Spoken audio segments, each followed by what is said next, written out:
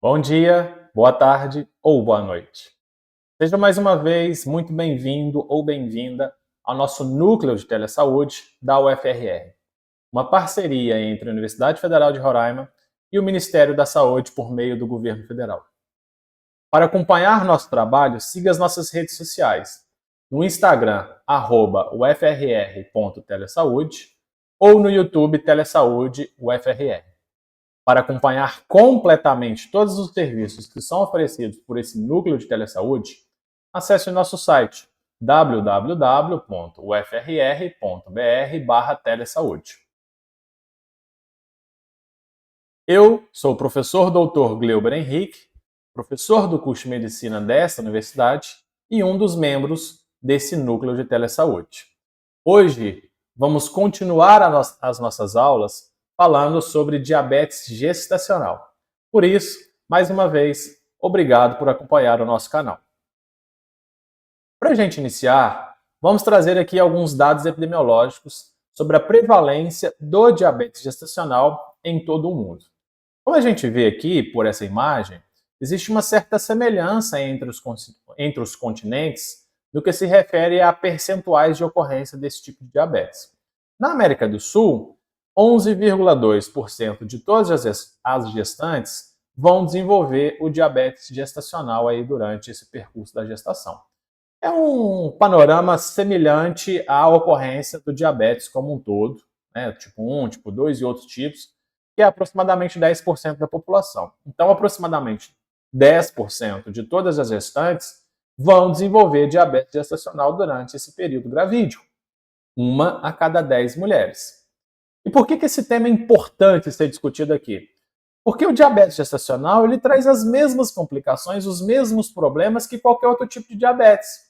Então, tanto o diabetes tipo 1, tipo 2, trazem lá inúmeras complicações, inúmeros desfechos desfavoráveis, isso também ocorre no diabetes gestacional. E o pior, não só para a mamãe, mas também para o seu bebê, que está lá dentro, né, sofrendo com esses níveis hiperglicêmicos elevados. Então, por isso, é um assunto que precisa ser tratado. Ainda não é muito bem conhecido sobre a etiologia desse diabetes gestacional, mas a literatura já conhece alguns pontos que podem deflagrar, que podem desencadear esse tipo de diabetes. Uma delas é uma produção placentária de hormônios com ações hiperglicemiantes. Talvez o hormônio mais conhecido seja o somatomatogrofina coriônica humana, antigamente chamada de lactogênio placentário. Esse hormônio, o próprio nome dele, é bastante semelhante à somatotrofina, que é o GH, o hormônio do crescimento que nós tanto conhecemos, produzidos pela hipófise anterior. O GH, como a gente já sabe, ele desencadeia ação hiperglicemiante, ele causa resistência insulínica. E essa somatomamotrofínica coriônica humana tem ação semelhante, também consegue desencadear essa resistência insulínica. E isso tem um propósito. Basicamente, é a placenta da mãe dizendo para o corpo da mãe que ela tem que reduzir o consumo de glicose para que mais glicose esteja disponível para o desenvolvimento fetal. E aí, esse bebê vai conseguir se desenvolver, né, de uma forma que deva ocorrer, sobrando assim energia para que ele possa ter esse desenvolvimento em níveis ótimos. Então, isso ocorre em toda a gestação. Só que, apesar de existir essa resistência insulínica, como a gente vê aqui, existe um aumento compensatório na secreção pancreática de insulina. Toda gestante, independente se é ou não diabética gestacional, produz até 2,5 vezes mais insulina do que no período não gravídico. Justamente porque esses hormônios placentários, que estão aumentando essa resistência insulínica, necessitam que haja uma compensação promovida por uma hipersecreção de insulina. E aí, se essa hipersecreção de insulina, que é normal, ocorrer de forma adequada ao ponto de normalizar a glicemia, promover um quadro de normoglicemia, essa gestante não desenvolverá o diabetes gestacional.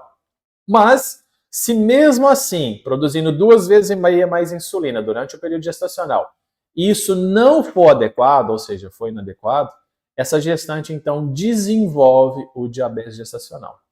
E aí, o que é necessário fazer, nesse caso? Terapêutica insulínica. Então, quando se diagnosticar, a própria ADA, American Diabetes Association, a Associação Americana de Diabetes, e inclusive a própria Sociedade Brasileira de Diabetes, preconizam que tão logo seja diagnosticado diabetes gestacional, iniciar com a terapêutica insulina, ou seja, aplicação de insulina exógena. Ah, mas essa pessoa não era diabética antes, né, antes da gestação, mas durante a gestação ela vai ter que tomar insulina. E se ela era diabética do tipo 2 e fazia, por exemplo, o uso de hipoglicemiantes orais, ela vai ter que cessar essa medicação e passar a consumir a administração exógena de insulina. Por quê? Porque a insulina, como a gente vê aqui, ó, degradação da insulina pelas enzimas placentárias. Esse excesso de insulina não é capaz de chegar ao feto, porque a placenta destrói toda essa insulina que chega lá. O contrário não ocorre. Os hipoglicemiantes orais, que poderia ser uma primeira linha de abordagem, né, de tentar regular esses níveis hiperglicêmicos elevados aí, não são efetivos porque eles conseguem atravessar a placenta, né, metformina, por exemplo, e outras classes aí, conseguem atravessar e chega lá no bebê.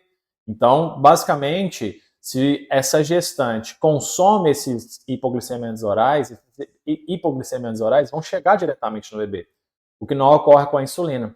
Então, a forma correta, né, uma vez diagnosticada esse diabetes gestacional, é tratamento com a insulina. Bom, se não tratado, isso pode ter N efeitos adversos no concepto, como a gente está vendo aqui. Por exemplo, uma macrosomia fetal, que ocorre em até 40% dos casos. O bebê cresce muito por causa desse excesso de glicose, esse excesso de energia. Então, são bebês que nascem com mais de 4 quilos. E aí, claro, né, o parto é extremamente dificultoso. Existe um risco enorme, por exemplo, de fratura de clavícula, que é muito comum, né, em bebês grandes, bebês gigantes aí. Má formação congênita, que ninguém quer ter. Abortos espontâneos, óbito intrauterino, asfixia perinatal, né, uma falta de oxigenação adequada ao cérebro desse bebê durante ali o parto, ou antes um pouquinho do parto, ou pós-parto, claro, isso pode deixar esse bebê sequelado, pode vir até a óbito. Traumatismo no parto, complicações neonatais, como por exemplo hipoglicemia, icterícia, né, um acúmulo de bilirrubina no plasma. A gente sabe que esse excesso ele é neurotóxico, então vai causar N problemas aí para o sistema nervoso dessa criança. Policitemia, um espessamento do sangue por causa de uma produção excessiva de glóbulos vermelhos, que vai tornar esse sangue mais viscoso, pode resultar em coágulos e diversos outros desfechos desfavoráveis para a saúde dessa criança. Síndrome de desconforto respiratório e até mesmo hipocalemia, que é uma baixa concentração de potássio no sangue, que causa N problemas, por exemplo, a nível do sistema nervoso central, e inclusive uma desregulação dos batimentos cardíacos a nível normal. O coração ele fica flácido, com um aspecto mais borrachudo, que a gente fala. E temos até complicações tardias, né? A gente pensar assim, aqui a gente está falando o que ocorre durante o período gestacional ou pouco depois, mas pensando na mãe que foi uma pessoa com diabetes gestacional e foi descompensado, essa criança tardiamente, ou seja, durante a sua fase adulta, ao longo da sua vida, inclusive tem mais chances de desenvolver tanto diabetes do tipo 2 quanto a obesidade, por exemplo. Então é extremamente importante que essa gestante controle esses níveis hiperglicêmicos para que esses eventos adversos não ocorram. Inclusive com ela, como a gente pode ver, ó, polidrâmino, que é uma produção excessiva de líquido amniótico, e isso, claro, vai trazer N complicações, um maior risco de ruptura prematura das membranas amnióticas e parto prematuro também, toxemia gravídica, né, que é uma manifestação mais branda ali da pré-eclâmpsia, por exemplo, né? Na verdade, a pré-eclâmpsia é uma manifestação mais branda da toxemia gravídica, né? Então, posso ter uma elevação da pressão arterial, inchaço, edema, aumento de peso, proteínas na urina, N complicações que a gente já muito bem conhece. Infecções do trato urinário são mais recorrentes. Molinise vaginal, uma recorrência ali de candidíase, que vai e volta, vai e volta. Maior frequência de cesariana, muitas dessas mulheres não querem, né, ter o parto cesariano. mortalidade aumentada em função de complicações hipertensivas e obstétricas, e também eventos tardios, como a gente já viu, inclusive, com o próprio concepto, né? Um maior risco de reincidiva de diabetes mellitus gestacional nas gestações subsequentes, um risco de desenvolvimento no futuro, inclusive, se ela não engravidar, de diabetes mellitus do tipo 2, alterações dos lipídios sanguíneos, dislipidemia e até pressão alta, que é a hipertensão arterial, como a gente está vendo aqui. Bom, nós temos aqui as razões de chance, que a gente chama de odds ratios, né, OR, na gravidez para ocorrer eventos adversos materno-fetais em mulheres com diabetes pré-existente versus mulheres sem diabetes. Então, quando essa mulher, ela é, por exemplo, uma pessoa com diabetes tipo 2 e vai engravidar, e ela engravida sem que esse diabetes esteja compensado, ou seja, esteja normoglicêmica ou muito próximo dessa normalidade, ela vai ter, por exemplo, risco 3 vezes e meia maior de ter pré-eclâmpsia, risco 3 vezes e meia maior de ter parto por cesárea.